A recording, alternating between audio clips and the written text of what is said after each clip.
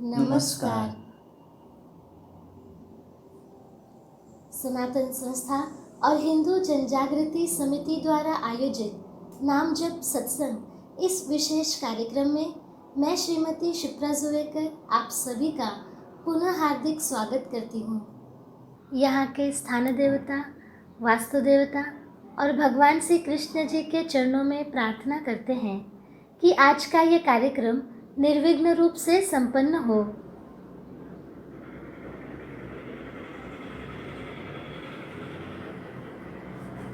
कल के सत्संग में हमने देखा कि धर्मशास्त्र के दृष्टिकोण से दीप का महत्व क्या है। तेल के दीप की तुलना में घी के दीप का पूजक पर होने वाला परिणाम क्या होता है, इस विषय में भी हमने जान कर लिया। आज के सत्संग में हम दीप और बाती के प्रकार ये विषय समझ कर लेंगे। अब हम नाम सत्संग का प्रारंभ करेंगे। सनातन संस्था के धर्म प्रचारक संत सद्गुरु नंद कुमार जादव जी हमारा मार्गदर्शन करेंगे और उसके बाद प्रत्यक्ष संतों की वंदनीय उपस्थिति में हम सामूहिक नाम जप करेंगे, अर्थात एक ही समय पर अपने अपने स्थान पर नाम जप करने का प्रयास करेंगे। अब मैं सनातन संस्था के धर्म प्रचारक संत सद्गुरु नंद कुमार जादव जी से प्रार्थना करती हूँ कि हमारा मार्गदर्शन करें। जी, मैं भगवान श्री कृष्ण जी के चरणों में वंदन करता हूँ।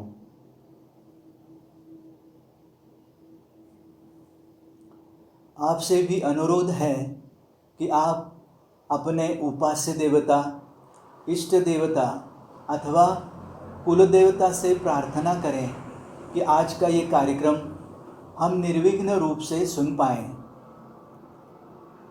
देवता पूजन में दीप और बाती का अनन्य साधारण आध्यात्मिक महत्व है, इसलिए आज हम इसके बारे में जानकर लेंगे। जी, हमें देवता पूजन में तिल के दीप और घी के दीप के विषय में सूत्र समझाएं। जी, इस विषय में कुछ सूत्र बताता हूँ। जी, पहला सूत्र बताता हूँ। सामान्यतः किसी भी तेल के दीप से रजोगुणी तरंगों का प्रक्षेपण होता है, परंतु तिल के तेल से कुछ मात्रा में सत्व तरंगों का भी प्रक्षेपण होता है। इसलिए अन्य प्रकार के तेल की तुलना में तिल के तेल का दीप अधिक सात्विक होता है। दूसरा सूत्र, यद्यपि किसी भी तेल के दीप की तुलना में घी का दीप सर्वाधिक सात्विक तरंगों का प्रक्षेपण करता है। तीसरा सूत्र, यहाँ और एक बात हमें ध्यान में रखनी होगी कि देवता के सामने दीप प्रज्वलित करने हेतु गाय के दूध से बना घी ही उपयोग में लाना उपयुक्त होता है। इस घी में देवताओं के तत्व पहले से ही विद्यमान होते हैं। ऐसे सत्व प्रधान घी के दीप से वातावरण में प्रभामंडलों का प्रक्षेपण होता है। ये प्रभामंडल तेज तत्व का रूप है। चौथा सूत्र, घी का उपयोग करना संभव ना हो तो यथा क्षमता और अपनी सुविधानुसार तिल के तेल का दीप जला सकते हैं। जी, हमें तिल और घी के दीप के बारे में सूत्र तो समझ में आए। हाँ, अब हमें दीप जलाने की प्रत्यक्ष कृति करते समय कौन से सूत्र पर ध्यान देना आवश्यक है, इसके विषय में मार्गदर्शन करें। जी, देवता पूजन में दीप जलाने की कृति महत्वपूर्ण होती है। हाँ, इसलिए उसके संदर्भ में कुछ सूत्र मैं बताता हूँ। जी, पहला सूत्र, सर्वप्रथम मैं बताना चाहूँगा कि घी के दीप से तेल का दीप प्रज्वलित ना करे, उसी प्रकार तेल के दीप से घी का दीप प्रज्वलित ना करे। दूसरा सूत्र, एक ही प्रकार के दीप से उसी प्रकार का दूसरा दीप प्रज्वलित ना करे। जैसे आरती की थाली में यदि 2 निरांजन हो तो एक निरांजन से दूसरा निरांजन प्रज्वलित ना करे, वैसे ही एक समई से दूसरी समई प्रज्वलित ना करे। तीसरा सूत्र, कभी कभी पूजा करते हुए दीप को अपने हाथ का स्पर्श हो जाता है। ऐसे में अपने हाथ जल से धोएं। इसका कारण यह है कि देवता की पूजा अथवा उपासना से दीप की सात्विकता बढ़ती है। दीप को स्पर्श करने से व्यक्ति में विद्यमान रजतम कण स्पर्श द्वारा दीप में प्रवेश करते हैं। इस कारण दीप की पवित्रता कम हो जाती है। जल सभी को स्वयं में समा लेता है। जल में कोई वस्तु अर्पण करने पर वो देवता तक शीघ्र पहुंचती है। जब हम हाथ धोते हैं तब हम एक प्रकार से हमसे हुए पाप को जल में समर्पित करते हैं और सभी के पाप स्वयं में समा लेना ये जल की साधना है। जल द्वारा हमारे दोष देवता के चरणों में समर्पित होने के कारण परम दयालु देवता हमारे दोष क्षमा कर देते हैं। दीप जलाने की प्रत्यक्ष कृति करते समय इन सूत्रों पर ध्यान देना आवश्यक है। जी, अभी आपने बताया कि एक ही प्रकार के दीप द्वारा उसी प्रकार का दूसरा दीप प्रज्वलित ना करें, लेकिन व्यवहार में तो लोग कहते हैं कि ज्योत से ज्योत जलाएं। हाँ तो इस स्थिति में योग्य क्या है, ये हम कैसे समझें? जी, यहाँ ज्योत से ज्योत जलाएं, इसका भावार्थ अलग है। अच्छा, वो बताता हूँ मैं। जी। देवता पूजन की दृष्टि से एक ही प्रकार के दीप से उसी प्रकार का दूसरा दीप प्रज्वलित नहीं करना चाहिए। ज्योत से ज्योत जलाएं, इसका अर्थ ज्ञान ज्योत से है, अर्थात अन्य लोगों को भी ज्ञानी बनाएं। ज्ञान योग के अनुसार दीप को ज्ञान का प्रतीक माना जाता है। उससे अंधकार मिटता है, अर्थात अज्ञान मिटता है। इसलिए अज्ञान मिटाने हेतु ज्योत से ज्योत जलाएं, ऐसे कहा जाता है। जी, परंतु आजकल अनेक स्थानों पर बिजली के दीप पूजा में अर्थात देवता के सामने जलाए हुए दिखाई देते हैं। शास्त्रीय दृष्टिकोण से बिजली के दीप और घी के दीप में क्या अंतर है? जी, ऐसा होता है।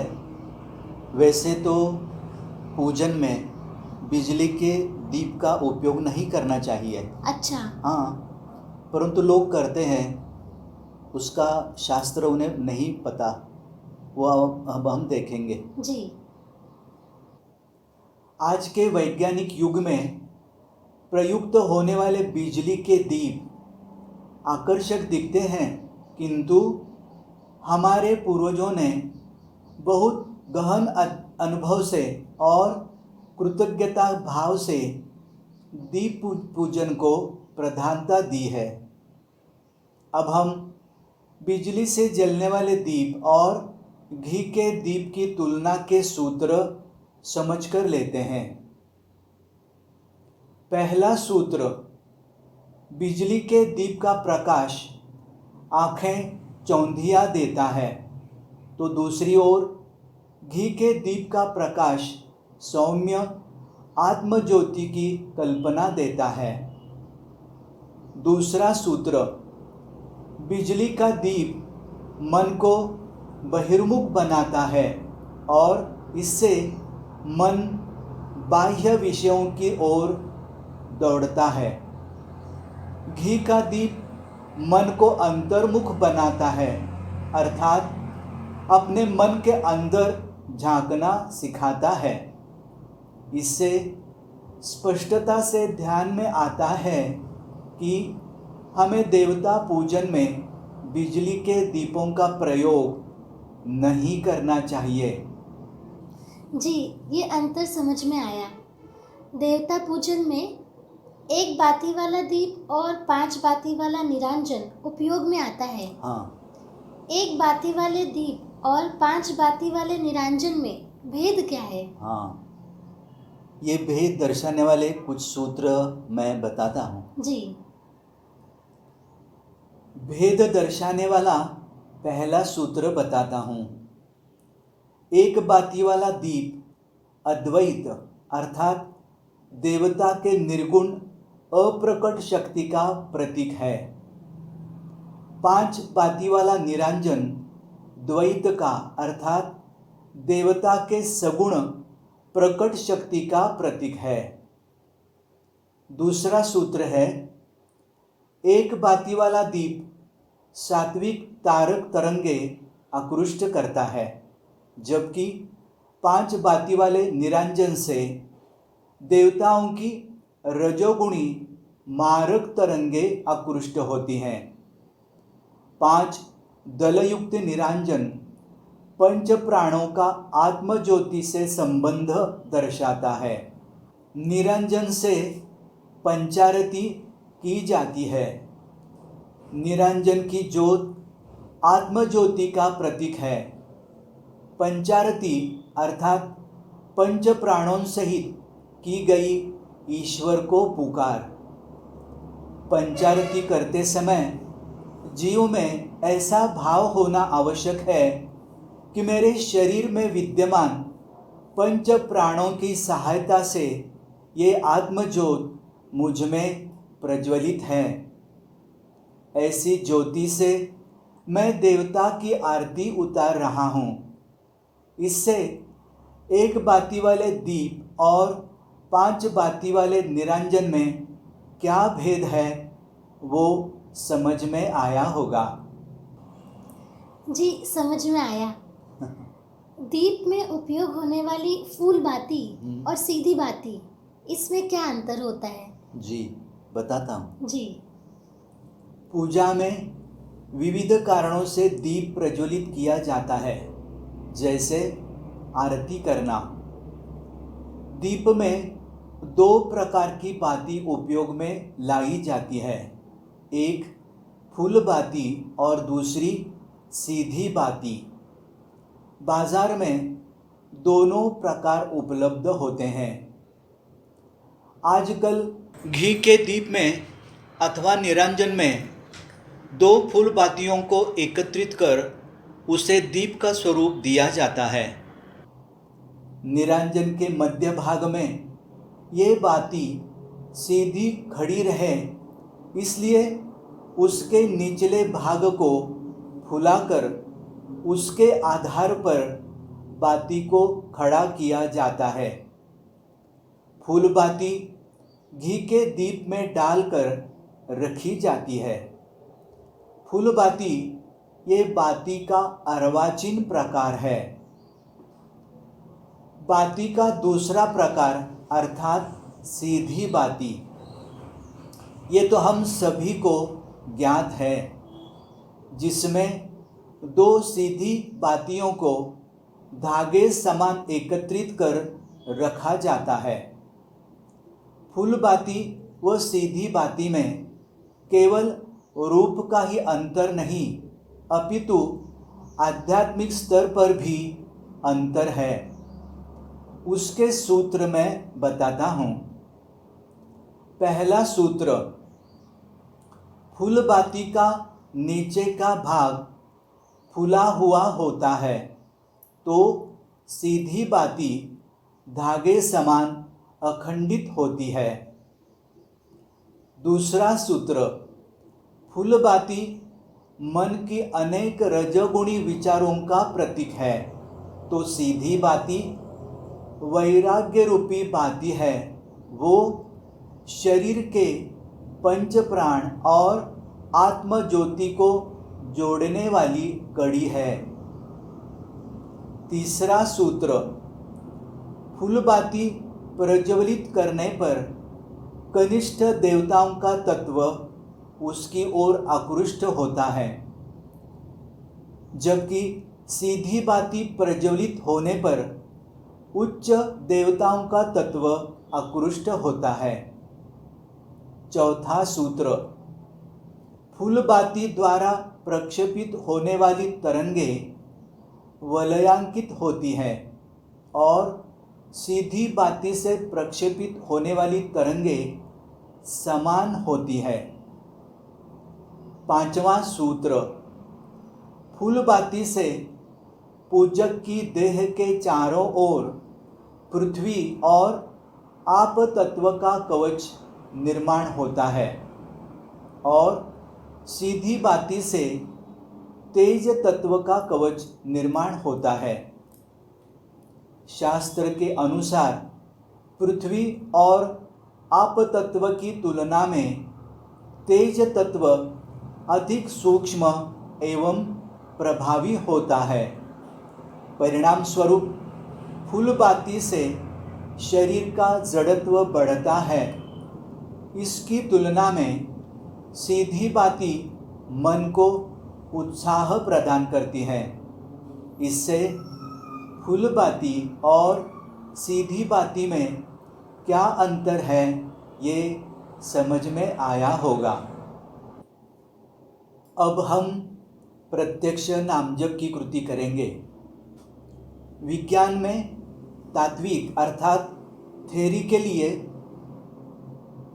अधिक अंक और प्रैक्टिकल अर्थात कृति के लिए कम अंक होते हैं, लेकिन अध्यात्म में तात्विक भाग को केवल 2% ही महत्व है और प्रत्यक्ष कृति अर्थात साधना को 98% महत्व होता है। तो आइए हम भी इसका अनुभव लेने का प्रयास करते हैं। अब हम नामजप की प्रत्यक्ष कृति करेंगे। नामजप करते समय अधिकांशतः मन में विचार आते हैं। मन का आलंबन अर्थात मन किसी सूत्र पर एकाग्र करने से विचार कम होते हैं और मन की एकाग्रता शीघ्र साध्य होती है। आप भी नामजप करते समय भगवान श्री कृष्ण के छायाचित्र की ओर देखकर नामजप करते हैं तो नामजप अच्छा होगा। नामजप करते समय मन को कैसे लगा इसका निरीक्षण करने का प्रयास करें। और अब नामजप के संबंधी अधिक सूचनाएं श्रीमती क्षिप्रा जी हमें देंगी। जी सद्गुरु जादव जी, आज जो हमें जानकारी मिली ये तो हमें पता ही नहीं थी, उसके लिए हम आपके चरणों में बहुत बहुत कृतज्ञ हैं। अब हम श्री कृष्ण जी का नाम जप ऑडियो के द्वारा लगाएंगे।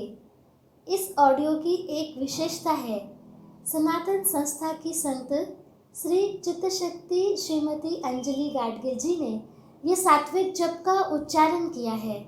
यदि आपके उपास्य देवता अथवा कुल देवता अलग है और आपको उनका नाम जप करना हो तो आप कृपया ऑडियो म्यूट कर सकते हैं और नाम जप कर सकते हैं।